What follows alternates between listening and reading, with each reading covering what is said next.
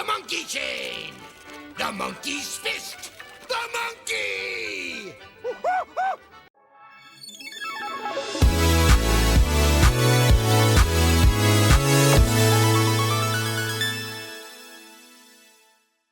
Hello my fiery friends, the Infernoman here with the latest in deck technology. And for today's deck tech, we are jumping into the hottest and wildest format that they have created on Arena right now. As you can see up above, it does say historic no ban list. That means everything is legal in this set, and I am honestly super hyped to play this. Yes, the format is only a best of one, and you really only get one chance at getting one simple reward, but I'm still excited to play with it a little bit because we can kind of brew some wild ideas about what we would have been dying to play in this format. And as you can see right now, I'm about to show you what we're exactly going to be playing. This is basically Izzet Monkey Business. But before we continue, if you do like any of the content that I do, please like, follow, and subscribe wherever you watch the content so you don't miss out on any of the gameplay, booster pack openings, deck decks, and so much more. So to begin, let's go over the stats of the deck real quick. We're going to be playing on a very low average mana curve, about 1.5. We're in Izzet colors of blue and red. We have 14 creatures in the deck, 20 instants, 4 sorceries, 4 artifacts, and 18 lands. And trust me, this deck is extremely powerful. Now, I know what some of you might be thinking who actually do play the modern format. Infernoman, yes, this is basically Izzet Murktide at home. And you know what? I'm actually going to own that. But honestly, I still think in my mind, Izzet Monkey Business is a lot cooler of a name than just calling it Izzet Murktide at home. So we're going to stick to that, at least in my video. But in any case, for those of you who actually haven't seen this deck in any way, shape, or form, it is extremely powerful despite how low to the ground it is. So we're going to, of course, be talking about our basic creatures, how we get to victory by getting a ton of card draw, how we protect what we are rocking, and then either burn them out or just overwhelm them with a ton of tempo and value. So simply put, we've seen some of these cards before. I've already talked to them about them in previous deck techs, but again, Dragon's Rage Channeler is going to be what we're rocking. The Surveil ability that it has will allow us to then just throw away stuff we don't need on the top of our library, and then we can pump it up to make it a flying 3/3. Remember that because this is a no ban format, that means we don't have to worry about the alchemy nerfs that Dragon's Rage Channeler originally had in Historic, which is actually pretty awesome for us, and that means this card is even better than ever. With that, of course, we're also going to have Ledger Shredder, 2 copies of this, but of course, this does have the Connive ability. So as we've said before, this will, of course, will draw cards and we can discard cards. Simply put, we filter out what we don't need, and hopefully we can pump up our Ledger Shredder, or if our opponent gets a little greedy on their turns, we can also pump it up on their side as well. Now, with that, we also are going to try to utilize our best version of Murktide Regent that we don't have in this format, and that's basically going to be Stormwing Entity. Stormwing Entity, as you can see right here, is a 5-mana elemental creature. It says this spell costs 3 less to cast if you've cast an instant or sorcery spell this turn.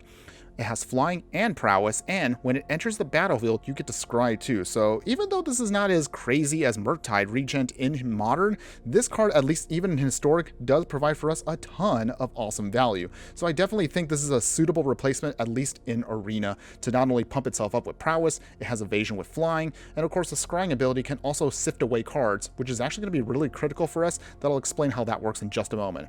But of course, we have to talk about the main star of the show, Ragavan Nimble Pilferer. I don't think I need to really explain this card, but I have to, of course, just at least for those of you who have not had a chance to actually play with this card.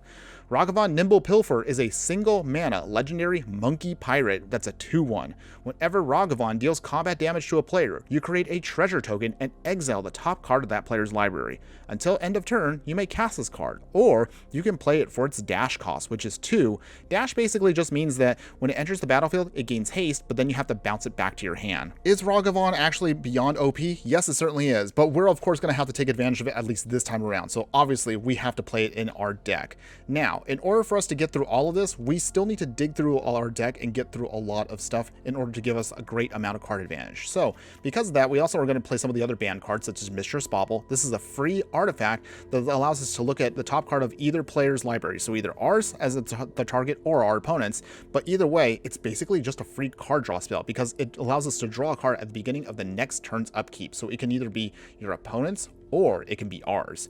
We also are going to take advantage of the other card that's been banned, Brainstorm, so allowing us to draw some cards, then we could put 2 cards back on the top of our library in any order. So you could get yourself locked out, but there are going to be some ways you can then reshuffle your deck, even with a Brainstorm, to then ensure that we can still keep drawing into action and we don't kind of put ourselves into a corner. We're also going to take advantage of the Consider we have for Surveil, and of course it has the draw card ability, and we have Expressive Iteration. Now obviously Expressive Iteration isn't banned in Historic, of course it's banned in many other formats, but of course we have to take advantage of it here. We want to try to push our power level as high as we can. It's an awesome card. I can't express how much more I love this card. It's amazing. We're also going to have to rock the one, the only Counterspell. Counterspell is basically, well, basically just what it is. It counters target spell. So this is, of course, our perfect condition. Yes, there's going to be a lot of combo decks if you do play in this format. I'm going to tell you that right now. But counterspells are catch-all. It just takes out everything. With that, we are also going to take advantage of Spell Pierce since we are low to the ground, and many opponents are going to try to combo off, so they don't expect actually a Spell Pierce to come out of nowhere. And then we'll have a single copy of Stifle as well to then turn off an activated or triggered ability by countering it for only a single blue mana. Now, the only other card that I have to talk about that I, of course, absolutely love, and of course is one of my most favorite cards, Lightning Bolt. Obviously, it needs no intro, but of course, Lightning Bolt, simply put, for 1 red mana, you burn out your opponent or their creatures or any other target, basically, for 3 damage. Man, I sure hope they actually unban this in Historic. I honestly think the power level, in my opinion, is perfect right now, and we actually could hang with Lightning Bolt in the format. Now, as for our mana base, since, again, you don't have to hold back, thankfully, because, again, you can play whatever and you don't have to spend the wild cards on that, we're just going to go with the ideal mana base. So we're going to rock 3 islands, 3 mountains. We're going to have an Otawara Soaring City, a single copy of Fiery Islet, which can help us draw into a little bit more action in the mid to late game. Spire Bluff Canals, an entire set of these because we are very low to the ground. So even if we get these later in the game, when they will come into play tapped, we really won't care by that point because we should have enough mana out by that point. 3 copies of Steam Vents and 3 copies of Fable Passage. We honestly don't have much in the way of fetch lands, but these simple fetch lands can help us either reset our Brainstorms. It can help us kind of reconfigure the top of our deck to ensure that we can reshuffle everything and hopefully keep drawing into more action. Also, this will trigger off the Dragon's Rage Channeler's ability, which is Delirium, because again, the card type is a land. But otherwise, that's the whole game plan for you. So of course, I'm just going to hang back right now. We're going to show you some gameplay footage, and I will give you, of course, my little FYIs and tips to make the most out of this deck. Now, if you haven't played this format already, I'm going to warn you already. I played a couple matches already in this, and I've gotten blown out already by a couple of crazy combo decks out there. So just be aware of that when you're playing this. If you already expect that your opponent is going to try to do some kind of broken combo by using cards like Channel or any other kinds of things where like Tibalt Trickery, where they're going to try to cheat free stuff into play, make sure that you do have the mana to save a counter spell or a Spell Pierce, because that will catch them off guard. And by that point, they tend to crumple pretty much on the spot and will instant concede. Otherwise, if you do have on turn 1 a Ragavan, or at least the Dragon's Rage Channel, you definitely want to throw those out ASAP.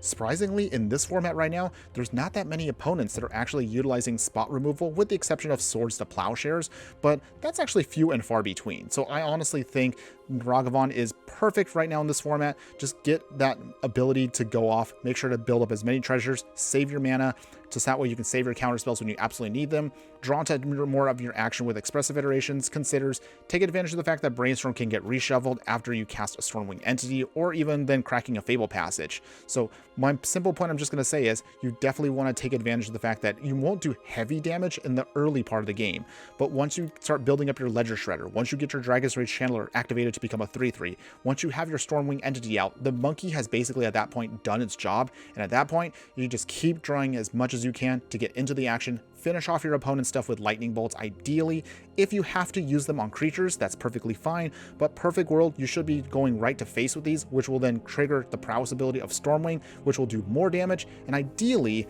can help out close out the game, usually with 1 bolt and a swing. But otherwise, that's pretty much it for the deck for you. It's fun. If you play tempo decks, this is definitely going to be right up your alley. I personally love this deck because, again, I get to finally actually play with counter spells and lightning bolts, just as we intended, of course, Arena should be having at this power level by this point in the card pool. But otherwise, you tell me in the comments below, what do you think? Have you actually played in this format already? Leave a comment below if you're actually still watching at this point in the video. Shout out to all of you who are still sticking in there. And my only other final thoughts I do want to say in this is we're definitely going to play a couple more broken cards and decks of course, in this format, at least until it completely pieces out on September 5th. So hang in with me. I'm going to just basically do some mini deck techs for the time being. If you haven't heard already, I am going to be taking a mini vacation for the next week or so. So in terms of the more in-depth videos that we have, I'm going to slow down on those just for the week, just so that we can get out a couple of these small, quick videos that I can just churn out on any given day. And of course, we'll try to crack some more fun boosters along the way. Mainly because also on Monday is my birthday, so I'm going to, of course, try to celebrate that day, maybe crack a collector's booster just for funsies. But otherwise, my only other thing I just want to leave you with is, if you are a fan of Ragavan, even if it is one of the most hated cards out there, if you are a fan of playing counterspells and lightning bolts finally in Arena, if you are a fan basically of tempo gameplay, and you want to try to play, for the most part, the best iteration of Izzet Murktide in Arena, give this version of the deck a try, and I assure you, you will definitely have fun. You will definitely screw over quite a few combo decks out there, and when you get that satisfying win by hitting them with that monkey, that Dragon's Rage Channeler, casting off that bolt, countering them with counterspell, you will definitely not be disappointed. That's all I have for you today. Thanks again for watching, everyone, and just remember that no matter what you do play in the game of life, always be sure to burn bright. Later.